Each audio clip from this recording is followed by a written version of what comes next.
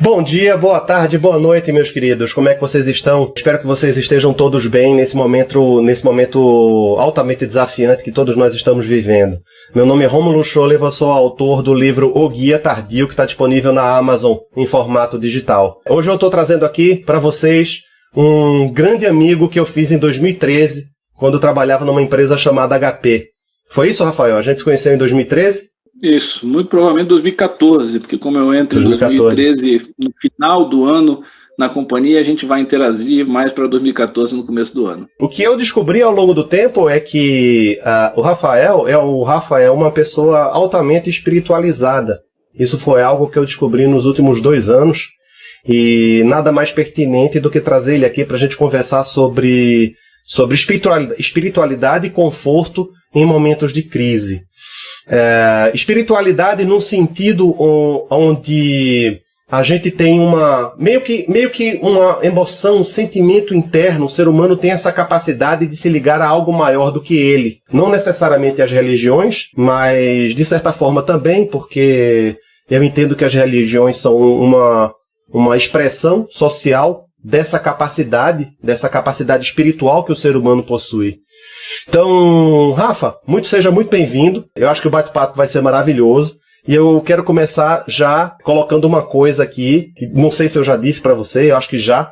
Por mais que eu tenha, você tenha, nós tenhamos opiniões completamente divergentes no que diz respeito à espiritualidade, a gente sempre conseguiu manter um debate maravilhoso em torno do tema. A gente sempre conseguiu ter um debate focado nas ideias, focado nos argumentos. Eu, particularmente, não lembro de nenhuma vez onde a gente tenha ficado chateado um com o outro por ter opiniões divergentes. Com certeza. Primeiro, muito obrigado pela oportunidade, pelo espaço. Estava brincando aqui em casa, que em tempos de live eu pensei que eu ia passar ileso, mas eu jamais poderia deixar de compartilhar esse momento com você. Então, acho que a gente vai ter um tempo muito agradável aqui junto. Obrigado demais pelo espaço dentro do seu canal. E nós nunca tivemos nenhuma divergência simplesmente porque o debate acontece em cima de respeito, né? Eu nunca tentei convencer você de nada e vice-versa. E quando a gente debate ideias, quando a gente expõe ponto de vista, ele é sempre enriquecedor. Por mais que você não concorde com o que está dito, com o que está sendo dito, você escuta uma opinião diferente. E isso, de certa forma, te tira de uma zona de conforto para que você possa pensar num espectro muito mais expandido. Então, esse é o motivo de que a gente tem tido tanta harmonia. Todas as vezes que um precisou do outro, o que o outro tinha a dizer confortou da mesma forma. Então, crenças são um capítulo à parte numa relação que tem muito respeito. Que bom ouvir isso. E aí eu já coloco para você a primeira pergunta, que é a seguinte: como é que você percebeu? Eu não gosto muito de usar a palavra chamado, mas como é que você percebeu, quando e como você percebeu essa espiritualidade aflorando? Quando é que você começou a perceber? Como é que foi esse processo para você? Isso é uma história, daria uma live inteira só para a gente falar sobre isso. Eu vou tentar ser o mais conciso possível. Tem parte dessa história lá na página do Despertar Fraterno, mas para o público que está nos ouvindo agora, eu vou tentar contar um pouquinho em detalhes de como a história começou. De certa forma, na minha infância, na minha adolescência, eu sempre tive cercado por uma espiritualidade ou por uma religiosidade, porque eu nasci em São Paulo, mas passei grande parte, fui criado na minha infância no Rio de Janeiro, depois tive passagens por Porto Alegre, Recife, mas no Rio de Janeiro foi onde eu vivi minhas primeiras experiências que minha mente pode se recordar. E aí o Rio de Janeiro é um local com muita influência de religiões de matrizes africanas. Minha avó, que é ainda encarnada, graças a Deus, vive com meus pais até hoje, viveu sempre com a gente. Ela é de formação no candomblé, então, por mais que eu nunca tenha visto ela num terreiro, eu nunca tenha visto ela exercendo a religião dela, esse tipo de assunto sempre esteve presente. Mas eu nunca tinha vivenciado isso em mim. Era algo que eu estava acostumado a ver e ouvir, mas nunca tinha vivenciado. Até que na vida adulta, no começo da vida adulta, com meus 20 e poucos anos, mais especificamente em 2004, é a primeira vez que a espiritualidade se faz não presente, mas se faz perceptível. Eu tinha uma vida comum, uma vida normal, né?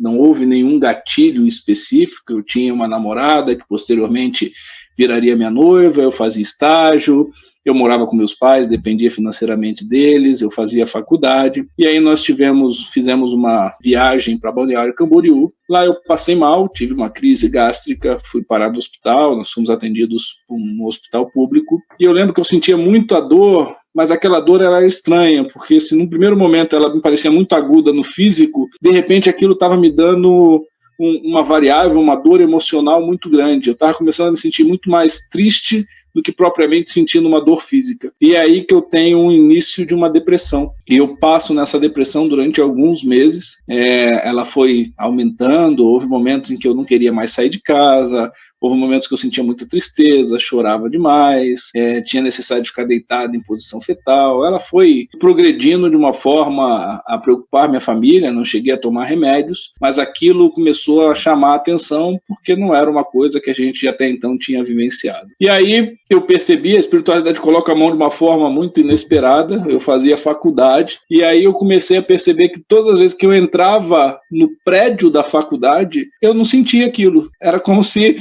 a tristeza ela ficasse no portão. Eu entrava na faculdade, eu não sentia aquela tristeza, mas quando eu ia embora, ela estava lá me esperando, né? Ou seja, quando eu saía pelo portão da faculdade, eu sentia aquela tristeza, aquela agonia novamente. Com isso, para tentar fugir, eu passei a ir para a faculdade cada dia mais cedo. Meu estágio terminava na hora do almoço, eu comecei a chegar na faculdade às 5, depois eu passei a chegar às 3, às 2 da tarde, 1 da tarde, e às vezes logo depois do almoço eu ia para lá. Uma dessas vezes, indo mais cedo, e por estar indo mais cedo, no dia anterior eu estava assistindo TV, porque eu acabava, até por causa dessa depressão, dormindo muito tarde, e eu estava assistindo um antigo programa do Jô, e lá estava tendo uma entrevista com o Marcel Souto Maior, que é o biógrafo do Chico Xavier. Ele que faz o livro As Vidas de Chico Xavier. Eu achei muito interessante, a entrevista dele é fantástica, não vou entrar aqui em detalhes. Ele conta como foi a experiência dele com o Chico. E aí eu me interessei muito pelo livro, mas deixei para lá. No dia seguinte, chegando mais cedo na faculdade, algumas pessoas, por questões do trabalho, também chegavam mais cedo. Um amigo meu estava com o livro dele na mão. Ele estava lendo o livro do Chico, que eu tinha visto o Marcel falar a respeito na noite anterior. Não sou um leitor assíduo como você, minha mente muito agitada, eu não consigo ficar muito tempo preso a uma leitura, é difícil uma leitura me puxar, eu gosto muito mais de documentários, de séries, isso mexe muito mais fácil com o meu cérebro, mas eu me interessei por livro, pedi para ele para dar uma olhada, abri o livro no meio, folhei 4, 5 páginas e me apaixonei pelo livro. Eu achei o livro extraordinário. Como você me conhece, como um cara extremamente pragmático, eu peguei minhas coisas naquele dia, não assisti aula, saí da faculdade e fui para o shopping comprar o livro. Comprei o livro e passei a ler o livro, e devorei esse livro durante os 3, 4 dias seguintes, com muito interesse. Aquilo começou a mexer muito comigo, até que era perto do fim de semana. Deu fim de semana, o meu primo me chamou para dar um passeio, até pelo momento que eu estava passando. E eu fui com o livro na mão. Quando ele viu o livro, ele olhou para mim e falou: nossa, você é espírita? Eu falei: imagina, eu tenho até medo dessas coisas. Eu não tinha conhecimento nenhum de nada, né? Ele falou: não, porque eu conheci uma pessoa, ela frequenta um centro espírita, me convidou para ir, mas eu não queria ir sozinho. Vamos comigo? Eu falei: vamos. Eu moro em São Paulo, para quem não sabe, eu sou de São Paulo, e esse centro espírita que eu frequento, inclusive até hoje, há 16 anos, eu vou lá 1, 2 vezes por ano. Ele fica em Juquitiba, ele é 1h30 de São Paulo. Você tem que ir de madrugada, tem que chegar lá entre 5h30 e 6 horas. Eu fui com esse meu primo no dia, na hora marcada. Quando a gente chegou lá, era um centro espírita kardecista de livro mesmo, muito tradicional, com as cadeirinhas para você assistir uma palestra, a sala de passe, o atendimento do médium, e era um senhor que atendia sozinho numa sala. Eu entrei na sala para conversar com ele e ele me perguntou o que eu tinha ido fazer ali. E eu falei para ele que eu não sabia, que eu estava indo ali acompanhar meu primo. Aí ele falou: mas você não tem nada a pedir? Eu falei: olha, eu estou passando por um processo de depressão, tenho me sentido estranho. Aí ele olhou para mim e falou assim: já lhe falaram que você é um médium? Eu falei: olha, nunca ouvi isso, eu já tinha até ouvido a expressão em algum momento, mas nunca tinha... Isso não tinha ficado registrado em mim. Eu falei: não. Ele falou: olha, você é um médium, você pode vir aqui mais algumas vezes? Eu falei: posso. E eu voltei lá mais algumas vezes, 2, 3 semanas, e sempre naquele processo, somente um passe, assistir a palestra e bater um papo com ele. Na terceira vez que eu fui, eu já não tinha mais absolutamente nenhum sintoma de depressão. Eu não sentia nada, nenhum resquício daquela tristeza existia. Evidentemente que aquilo chamou muito minha atenção e eu passei a frequentar aquele lugar com assiduidade, eu ia muito para lá e passei a levar muitas pessoas. Todo mundo que me procurava com algum problema eu levava lá, e isso foi durante alguns anos. Esse foi o primeiro contato, mas o contato forte, onde nós temos uma virada de muitas coisas, ele acontece alguns anos depois, no ano 2008, ou seja, estamos falando de 4 anos. Então, em 2008, eu já trabalhava no mercado de tecnologia. Aquela namorada que eu tinha acabado de terminar com ela, a gente tinha sido noivo, e a gente tinha acabado de terminar a relação, eu estava muito triste, estava num período triste da minha vida, meus pais estavam indo morar fora do país e eu ia ficar aqui no Brasil sozinho com minha avó, estava preocupado com isso. E aí eu estava voltando para casa à noite, dirigindo sozinho, já estava próximo de casa e era uma sexta-feira, se não me engano, véspera do Dia das Mães, onde eu comecei a pensar no meu pai e nos irmãos dele. Minha avó paterna, ela já desencarnou quando eu tinha 2 anos de idade. Eu não tenho lembrança com ela, não tive interação com ela. Então, eu comecei a pensar, falei, nossa, Dia das Mães, como é que será que é com meu pai, para os meus tios, eles são em 7? Como é que será passar mais de 20 anos sem a mãe perto? Deve ser um negócio tão difícil.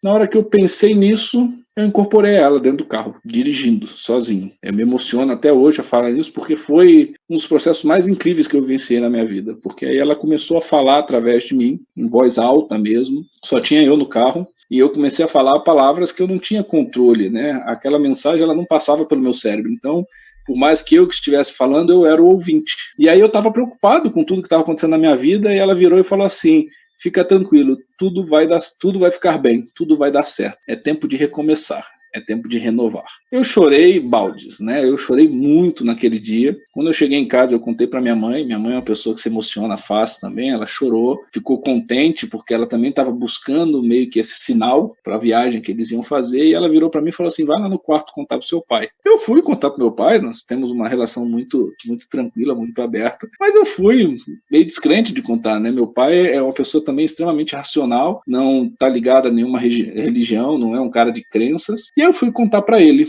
E na hora que eu contei para ele o que tinha acontecido, ele começou a chorar. E foi a primeira vez na vida que eu vi meu pai chorar.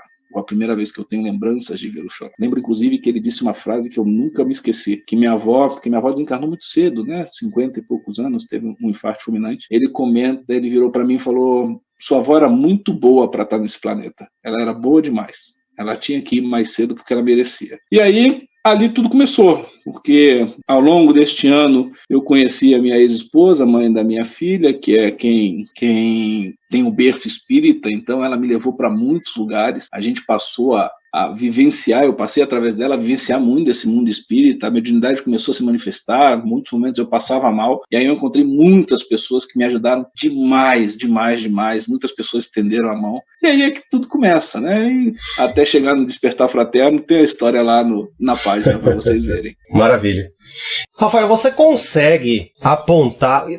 Primeiro, quanto tempo atrás isso aconteceu? 16 anos, foi em 2004. 16 anos.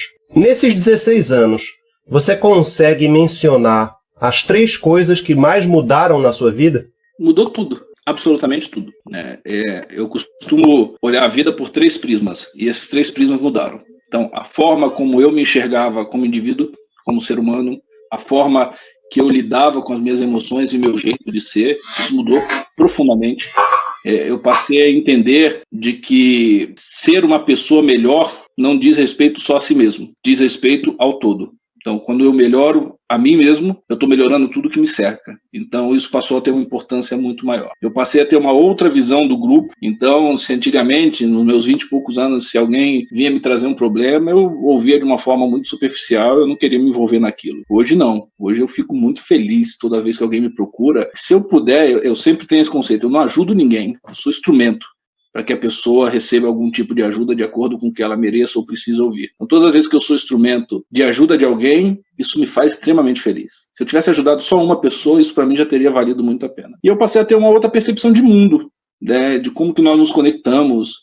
Nesse momento de pandemia, eu estava vendo um vídeo outro dia, e o rapaz, eu não lembro agora quem que estava falando isso, ele fez uma analogia que eu achei extraordinária, talvez explicasse com propriedade aquele conceito do efeito borboleta, né, de que você joga uma pedra no oceano, no rio, e isso vai virar um tsunami do outro lado do mundo. E aí ele fez uma analogia com a pandemia. Naquele dia, se eu não me engano, faziam 100 dias desde o primeiro contaminado, e aí ele falou: vocês ainda têm dúvida que nós estamos conectados no mundo inteiro? Uma única pessoa no interior da China se contaminou, uma única pessoa. Hoje, essa pessoa está conectada a 500 mil outras pessoas. Ou mais. Isso mostra que tudo que nós fazemos gera um efeito. E essa visão de mundo, hoje muito mais consolidada, ela nasceu ali. Então a espiritualidade, ela me abriu. ela me expandiu. Ela permitiu com que eu pudesse ver as coisas com outros olhos, sem preconceito. Então mudou tudo. A forma de agir e de ver mudou completamente.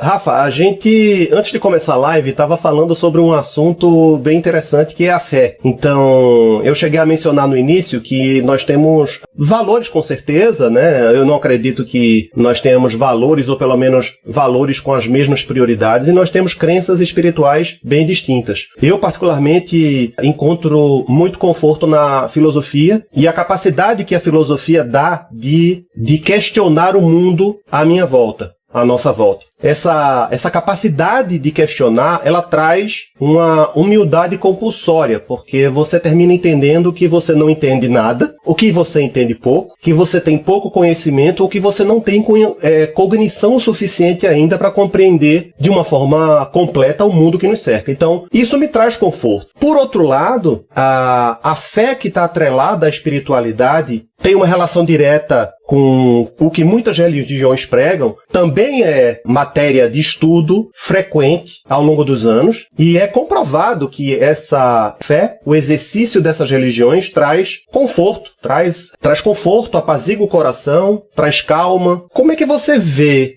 a importância da fé num momento de crise como esse que a gente está vivendo, num momento de pandemia? Claro, considerando, se for possível, as questões científicas envolvidas. Afinal de contas, é uma pandemia, é uma situação de saúde. Como é que você vê essa relação? Fundamental. A fé é fundamental para que você possa passar por momentos de crise, não só esse que estamos vivendo, mas qualquer tipo de momento de crise.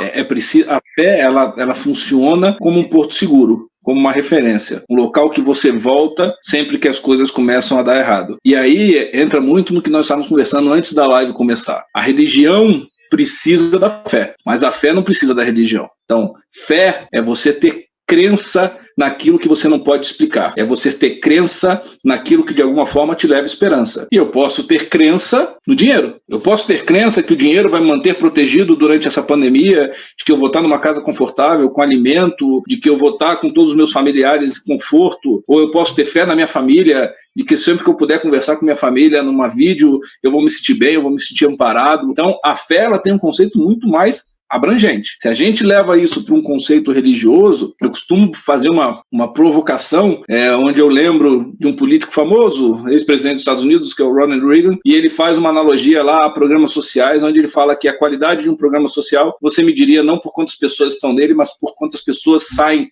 deste programa. Eu gosto de fazer um paralelo com religião, não no sentido de saída da religião, mas no sentido de dependência. Então, a religião, ela tem que lhe ajudar a encontrar conforto em si, a encontrar essas ferramentas em si. Então, imagina que num momento como esse, se eu não posso ir a um culto, se eu não posso ir a uma missa, se eu não posso ir a uma palestra num centro espírita, se eu não posso ir numa gira de umbanda, ou qualquer tipo de ritual que eu tenha, se eu não posso fazer isso, eu piro, isso não pode acontecer. Então, a ideia é que a religião lhe dê a independência de você ser a sua própria religião ambulante. Então, aonde lhe procurem, você possa levar a mensagem que você aprendeu, que você recebeu. Que você não tenha associação a uma figura, a ideia de um guru, a ideia de um sábio, de alguém que o tempo todo vai lhe direcionar. Alguém que lhe ajudou a iniciar a jornada, eu acho extraordinário. Mas depois disso, é preciso caminhar sozinho, porque as experiências são individuais. Então, não dá para você trazer para a religião um conceito de solução de problemas generalista, porque o problema de cada um e a forma que cada um vive um problema é muito individual. Quando você encontra pela frente a perda de um parente, por exemplo, que desencarnou, isso não é um problema igual para você e para mim. A forma que eu lido com o desencarne e a perda de um parente é completamente diferente de como você vai lidar. Então, a religião, ela tem que te dar uma base para que dentro da sua própria individualidade você possa desenvolver esses recursos. Então, a fé é fundamental. A religião pode agregar muito se ela estiver presente. Mas você pode ter fé em muitas outras coisas. Você pode encontrar recursos em muitas outras coisas. Eu lembro, eu gravei um vídeo recente para falar da questão do vírus, e aí eu menciono que o vírus está nos ajudando a voltar os olhos para aquilo que realmente é importante e essencial, que realmente nos faz bem. Então, minha filha estava aqui essa semana, eu estava no escritório trabalhando, ela estava sozinha lá no quarto fazendo as coisinhas dela, e aí eu, entre uma reunião e outra, fui lá ver. Quando eu olhei para ela, eu olhei sério assim para ela, apontei para ela e falei assim, te amo. E ela abriu um sorriso extraordinário. Cara, eu tenho fé no sorriso da minha filha. Quando eu vejo o sorriso da minha filha, eu sei que tudo vai ficar bem. Então, a gente precisa entender o que nos faz bem. A religião é para fazer bem. Se em algum momento ela não está lhe fazendo bem, tem alguma coisa errada. Não na religião, mas na forma que você percebe ela. Talvez aquela não seja o ideal. Talvez exista uma outra. E está tudo bem. Nós somos livres para isso. Nós não precisamos entrar no conceito de que vamos ser, de alguma forma, castigados por uma divindade maior. Punição e recompensa, né? Sentir melhor. Exatamente. Exatamente. Eu gosto muito de uma frase que até para deixar claro, eu me considero uma pessoa espiritualizada, mas não religiosa. Tem uma frase que diz mais ou menos assim: se você tem alguma crença religiosa ou espiritual que de alguma forma provoca o mal ao próximo, talvez seja interessante você rever seus conceitos. Eu acho isso interessante. Eu acho que, como você mesmo falou, a religião e a espiritualidade de uma forma geral, ela existe porque ela nos une. Porque ela nos traz bem, ela nos traz comunhão, nos traz cooperação. Com certeza. Eu acho que nós estamos caminhando muito bem para isso. Também estávamos comentando antes da live que nunca a gente viu tanto líderes religiosos interagindo entre si através de mídias sociais, através da mídia televisiva. Ou seja, essa abertura ela vem acontecendo e aqueles que são ditos líderes religiosos têm dado bons exemplos. Mas é importante que a gente absorva os bons exemplos, mas não crie na figura dessas pessoas um guia, um farol. Essas pessoas são como nós. Elas têm falhas, elas têm momentos bons e momentos ruins. Então, que a gente possa absorver tudo que elas têm a entregar na hora que elas estão bem. E quando elas não estiverem bem, que a gente possa ser um braço amigo para eles. Perfeito. A gente conversou no início da live e ficou claro que você é uma pessoa que teve experiência com diversas religiões distintas e eu, pelo menos do meu ponto de vista, você é uma das pessoas que mais estuda o tema. E aí eu tenho uma pergunta para você. Você consegue estabelecer pontos em comum entre essas experiências religiosas que você teve? Isso daria outra live. Não, tem muito ponto em comum. Eu costumo dizer, e aí é uma opinião minha, respeito quem é um estudioso que talvez tenha uma visão completamente diferente, de que todas as religiões dizem a mesma coisa. Só que pontos de vista diferentes, sobre variáveis diferentes, uma história diferente, porque umas são mais jovens, né? Ou seja, se a gente for falar de um espiritismo kardecista, nós estamos falando de uma religião de menos de 200 anos. Nós vamos falar do catolicismo, nós estamos falando de uma religião já milenar. Nós vamos falar de um hinduísmo, nós estamos falando de uma religião que precede Cristo. Então, cada uma tem uma história e cada uma tem uma bagagem. Mas o sentimento que eu tenho real, tanto de estudar algumas religiões quanto de vivenciar outras, é que todas estão tentando alcançar ou explicar a mesma coisa. Elas só olham de prismas diferentes. Sabe aquela sarja? Acho que você mesmo postou outro dia duas pessoas, uma na frente da outra, e tem um número 6 ou um número 9 no chão, e uma pessoa está olhando e fala que é 6, a outra está falando que é 9, e você não pode dizer que nenhuma delas está errada. Ou seja, está tudo certo, né? Ou seja, a forma que você enxerga é aquilo que lhe cabe naquele momento, é aquele ângulo que você está. Se você andar, você vai passar a olhar por outro ângulo, vai passar a ter outra opinião. Então, a sensação que eu tenho é que todas estão olhando para o mesmo lugar. E aí eu faço algumas analogias que eu acho bem interessante.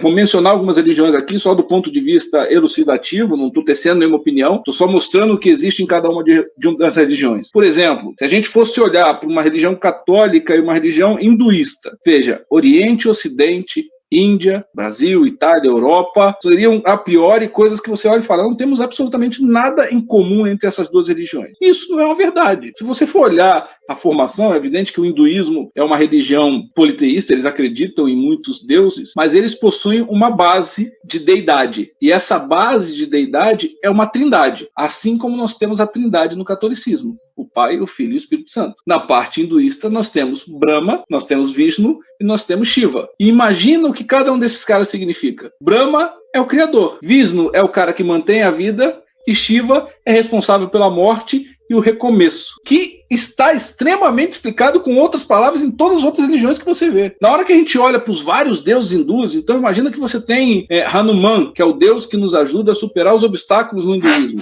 Você tem Lord Ganesha, que é o deus da fartura. Que diferença teria esses deuses de uma visão quando eu vou para um catolicismo e olho para santos? Então eu tenho Santo Expedito, que é o santo das causas impossíveis. Eu tenho, não vou lembrar agora outros exemplos, eu tenho São Francisco, que é o santo que protege os animais. Ou seja, cada um tem um seu direcionamento, tem o seu assunto específico a ser tratado, como existe no hinduísmo. Quando a gente for olhar para religiões de matriz africanas, o que pouca gente sabe é que a religião de Umbanda não tem nenhuma ligação, talvez ligação não seja a melhor palavra, mas não tem absolutamente similaridades no seu dia a dia com o Candomblé. O Candomblé é uma religião africana muito antiga. E a Umbanda é uma religião que surgiu em 1908. Uma religião extremamente nova, foi fundada por um brasileiro. E a Umbanda, em essência, há quem vai discordar disso, mas quando você estuda sobre o tema, então estou falando de estudos e não sobre minha opinião pessoal, é uma religião de bases cristãs, enquanto que quando você vai para o Candomblé, não, você está falando de uma religião politeísta. Porém, religião essa que quando chegou ao Brasil, até pelo que infelizmente os escravos passavam, eles precisaram sincretizaram os deuses do Candomblé nos santos católicos. Então é por isso que hoje você vê falar de Oxalá e você está falando de Jesus Cristo para alguns outros, porque isso surgiu lá atrás, mas em religiões completamente distintas. Todas elas, em algum momento, elas se conectam. Todas elas, em algum momento, elas se complementam. Então, eu costumo sempre dizer, não há uma verdade absoluta. Não tem como nós nos colocarmos nessa posição de extrema arrogância, talvez, em dizer de que a minha verdade é correta. A sua verdade é a sua, e ela está certa, ela está boa, ela serve para você, ela serve para o mundo que você vive, ela serve para as pessoas que convivem com você, ela serve para os grupos que você frequenta. Talvez ela seja uma verdade completamente diferente de outras pessoas. Eu enxergo, concluindo a resposta, que todas elas, de alguma forma, possuem similaridades. Em alguns pontos, elas vão divergir muito, né? O conceito ou a questão da vida após a morte, você vai ver que todas elas possuem muitas divergências. Mas olha que interessante, a divergência está exatamente naquilo que a gente não pode provar, que, a priori, ninguém foi até lá e voltou para dizer se existe ou não. Então, parte da crença de cada um ou da experiência de cada um. Isso traz o assunto da fé para o próximo questionamento. Eu vejo, pelo menos a minha percepção, a minha opinião pessoal, eu vejo uma luta, um conflito, muitas vezes, entre a fé dogmática, exercido pela fé, e a fé que calça esse dogma, e a capacidade que as pessoas têm de questionar aquilo que elas não necessariamente não acreditam, mas ter a capacidade de questionar por si só. Entende? Então, muitas vezes eu percebo uma incompatibilidade dessa fé, que não deve ser questionada, com, por exemplo, a ciência, que questiona bastante. É um processo de questionamento, é uma metodologia de questionamento e de levantamento de evidências. Então, por sinal, até complementando isso, eu particularmente conheço uma religião onde você é incentivado a questionar o que está sendo dito lá. Entende? Então, como é que você vê essa questão da dicotomia entre fé e questionamento? Você acha que existe espaço para questionar não a fé, mas o dogma que está por trás dela? Vamos lá. Primeiro, acho que um primeiro ponto importante, como ser humano, nós temos uma tendência em tomar posse das coisas. E as religiões, em algum momento, tomaram posse do conceito fé. E o conceito fé ele é muito mais expandido. Ele não está preso ao conceito de religião. Então, a religião ela precisa da fé, mas a fé ela não precisa da religião. Esse é um primeiro ponto. Quando a gente entra no ponto de questionamento de dogmas ou questionamento de religiões, esse questionamento realmente ele é limitado. Ele estaria limitado aos seus líderes. Então, dentro de uma igreja católica, o Papa com seus cardeais podem se questionar e trazer conceitos novos aos seus seguidores. A religião espírita não tem, ou a doutrina espírita ela não tem um dono específico, mas você pode ter médiuns referência que tragam informações com grande credibilidade. A doutrina espírita trabalha muito nisso, aliás, de que médiuns que não se conhecem em diferentes lugares do mundo trouxeram ao mesmo tempo a mesma informação, e isso dá credibilidade para essa informação. Dentro da igreja evangélica, por mais que você não tenha uma figura central como o Papa, você tem os seus líderes religiosos através dos bispos, que também podem trazer novos conceitos, mas você veja que mesmo a religião evangélica criou muitas vertentes. Então você tem hoje vertentes do evangelismo que são muito mais rígidas ou muito mais tradicionais, e outras que são mais abertas, que possuem um diálogo um pouco diferente. Então, o discurso ou o debate de uma religião, ela cabe ao grupo que pertence àquela religião. Eu não posso ficar questionando a definição alheia. Então, a religião ela tem uma caixa, essa caixa ela pode ser pequena ou ela pode ser enorme, mas ela tem uma caixa de conceitos e pré-definições. Se você quer viver aquela religião, você precisa vivenciar o que está dentro daquela caixa. Se você não quer vivenciar aquela caixa por 100%, você perde um pouco a identidade de poder se definir como X ou Y, ou pertencente à religião X ou Y. Eu hoje considero um privilégio para mim, como eu gosto um pouco de cada uma, eu me sinto no privilégio de poder frequentar qualquer uma, em qualquer momento, sem me sentir ofendido.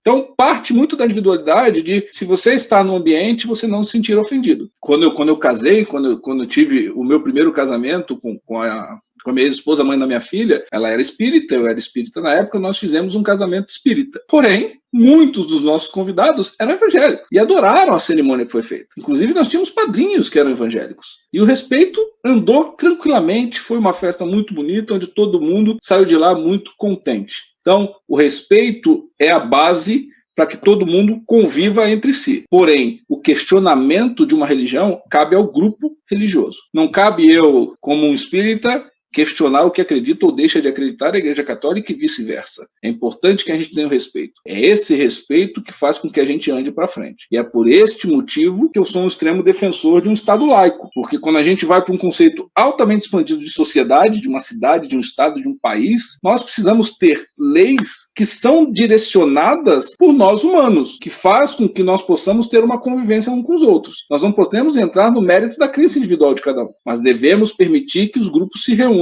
para praticar as suas crenças. Então é assim que eu enxergo isso.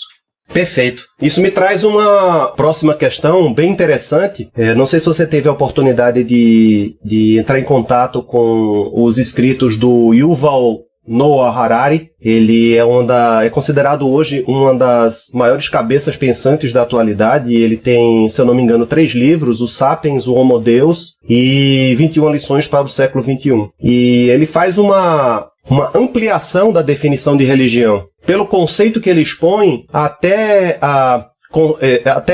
concepções como o capitalismo seria de uma certa forma de religião. Então, se a gente usar essa premissa, a gente vai ter uma quantidade de religiões e de expressões espirituais, sociais, gigantesca, uma quantidade enorme. O que acontece na prática, Rafa, é que eu percebo que existe, apesar da grande maioria pregar a aceitação e o abraço, a contribuição, o altruísmo ao próximo, existe o conflito também. Existe o conflito, existe a não aceitação. Como é que você percebe essa questão da aceitação, da necessidade de aceitação em relação às religiões de uma forma geral?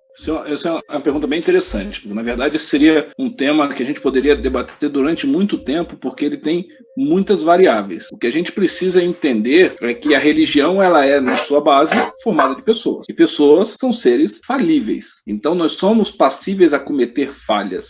Nós somos passíveis a sentimentos ou emoções de arrogância, ganância, inveja e por aí vai. Então, todas as religiões estão passíveis a sofrer as suas crises. E aí o julgamento, ele não deve existir, porque aquilo é uma falha de caráter de uma pessoa específica e ela não responde por uma religião como um todo. Ou, na sua maioria, você não tem uma pessoa que responde por uma religião como um todo. Nós não podemos crucificar o conceito religião pelo que as pessoas desejam. O que a gente vê muito por aí, e veja, eu não estou dizendo nenhuma religião específica, mesmo porque eu poderia aqui enumerar crises e escândalos em tudo quanto é religião que nós conhecemos aqui no Ocidente e inclusive no Oriente. Eu estou falando de uma forma generalista que hoje o que nós vemos muito são os estelionatários da fé, que são pessoas que, olhando a oportunidade que as pessoas necessitam de uma fé para conforto, criaram um negócio em cima da fé. E essa é uma associação muito forte ao capitalismo. Ou seja, essas pessoas desesperadas como a última alternativa, a última esperança que tem, vão lá e transformam a fé num negócio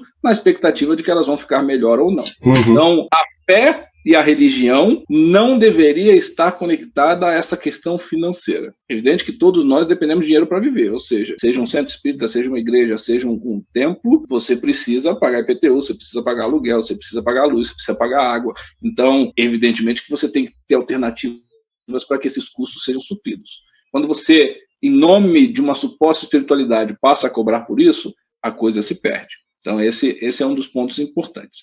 Eu não tive a oportunidade de ler ainda os livros do Yuri, você me recomendou, eles estão na fila, prometo que muito em breve eu vou lê-los. Mas uma coisa que a gente percebe é tudo no planeta, ou no universo, precisa evoluir. E todas as religiões vêm sofrendo esse processo. Todas elas vêm mudando sua mensagem, vem mudando a sua forma de levar a mensagem aos outros. Nós nunca tivemos tantos líderes religiosos na televisão. Dá-se de exemplo um padre Fábio de Mello, que é uma figura que há 30 anos você jamais veria. E hoje é uma pessoa que vai a programas de televisão sem batina e leva uma mensagem de amor extraordinária, que qualquer pessoa pode ouvir. Você não precisa ser católico para ouvir. Você não precisa ser budista para ouvir a monja Coen. Nós temos hoje uma monja que tem canal no YouTube. É uma coisa impensável há 15 anos. Então, a mensagem ela vem chegando para mais pessoas, uma velocidade muito maior e uma mensagem muito mais abrangente, que acolhe muito mais. Essa transição ela é muito válida. Essa mudança ela é válida. Conforme nós vamos evoluindo como sociedade, a religião vai evoluindo conosco, porque a religião ainda é direcionada e comandada por pessoas. Até 100 e poucos anos atrás, a gente achava normal escravizar pessoas. Hoje em dia, a gente olha para trás e nós temos vergonha da própria história, porque nós fazíamos atitudes que eram normais. E as religiões também tinham dogmas e ritualísticas que eram normais, e que hoje não fazem o menor sentido. São impensáveis. Verdade. Totalmente impensáveis. A gente gosto da analogia de religião e capitalismo. Está totalmente conectado à ideia da gente poder expandir e evoluir como sociedade. Perfeito. A gente tem mais 12 minutos. Eu vou fazer o seguinte, eu vou passar para a última pergunta. Vamos ver se sobra espaço para duas perguntas que foram feitas aqui no chat, tá? Bom, foram duas perguntas que eu achei bastante pertinentes e eu acho que dá para a gente debater mais um pouco. Então, como última pergunta, eu quero abrir o espaço para você, para que você fale um pouco sobre qual a mensagem sobre espiritualidade, não religião, mas com foco na espiritualidade, que possa trazer conforto e aceitação para esse período que a gente está vivendo. Eu acho que você falou um pouco sobre isso no início da nossa conversa, mas eu entendo que tem muita gente passando por momentos desesperadores, como eu também disse anteriormente, e a religião, ela traz esse conforto, isso é provado. Qual é a mensagem que você gostaria de passar para as pessoas em relação a esse conforto que a espiritualidade traz?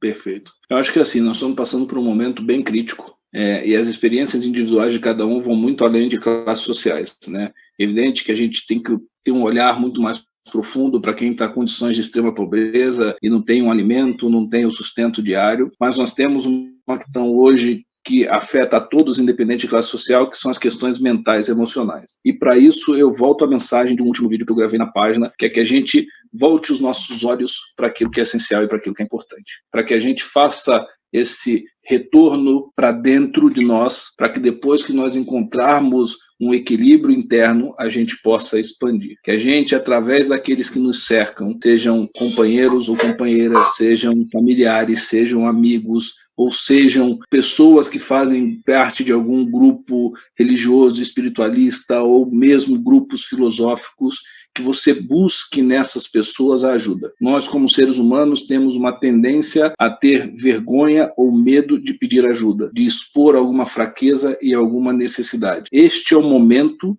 de se expor. Este é o momento de pedir ajuda. No final do dia, o vírus nos mostra que nós estamos conectados. Nós não estamos conectados porque uma pessoa se conectou há X dias atrás e hoje 500 mil de pessoas estão conectadas. Na verdade, muito mais do que 500 mil de pessoas. Estamos falando de 5 milhões de pessoas hoje. O vírus está nos mostrando que nós somos conectados porque na hora que nós tivermos que ficar em isolamento dentro de casa, nós sentimos faltas dos nossos. E nós precisamos, de alguma forma, arranjar um jeito de interagir. Mesmo que por vídeo, mesmo que não possa ter um abraço, uma palavra, ouvir uma voz, ver um olhar, isso já faz toda a diferença. Tem um amigo meu outro dia que me disse que ligava para a namorada e eles ficavam sem nem falar nada, só simplesmente olhando a presença um do outro, onde cada um fazia suas coisas em casa. Façam isso. Busquem aqueles que te fazem feliz. Lembrem sempre que dizer eu te amo não deveria ser algo banal. Deveria ser algo realmente profundo. Deveria ser algo que a gente faz olhando nos olhos. Porque quando a gente faz essa troca, não existe energia maior que possa nos confortar do que essa. Espiritualidade não é um conceito de religião. Espiritualidade é um conceito do todo. E o todo é Deus. Esse Deus pode ter o nome que você quiser. Universo, cosmo, como diz os budistas, não importa. Mas essa energia que envolve todo, ela tem um único nome. E esse nome é amor. E é isso que vai nos ajudar a superar tudo isso. Fantástico. Gente, a gente só tem mais 4 minutos, então eu vou fazer o seguinte. Eu peço a vocês, eu vi 2 perguntas aqui super interessantes no chat. Eu peço a vocês que entrem no Instagram do Despertar Fraterno, tudo junto, @ no início, e façam essas perguntas lá. Eu tenho certeza que o Rafael terá o maior prazer em responder essas perguntas para vocês lá no Instagram dele. Então, Rafael... Você vai criar vídeos sobre isso. Fantástico. Rafael, muito, muito obrigado, meu amigo, pela sua presença aqui. Fantástica conversa. Eu vou editar esse vídeo, vou jogar no IG e vou mandar para você também postar. E a gente vai ter esses vídeos aí nas redes para as pessoas assistirem a posteriori. Mais uma vez, um beijo para você. Muito obrigado e tamo junto. Meu querido, muito, muito obrigado pelo espaço, pela oportunidade de poder falar com o seu público também. Estou aberto a quantas outras lives você quiser. Podemos fazer lives em outras plataformas que a gente possa ficar conversando durante muito tempo. Se o assunto for agradável e a gente quiser continuar, eu estou com tempo disponível para você. Muito obrigado, espero que você tenha um fim de semana excelente e que todos que ouviram a nossa conversa hoje possam, de alguma forma, ter aproveitado e tenha feito sentido para algum deles. A todos vocês que participaram da live, um grande abraço e um beijo de acordo com a pertinência. Tchau, tchau, gente. Obrigado. Gratidão. Fiquem com Deus. Até a próxima.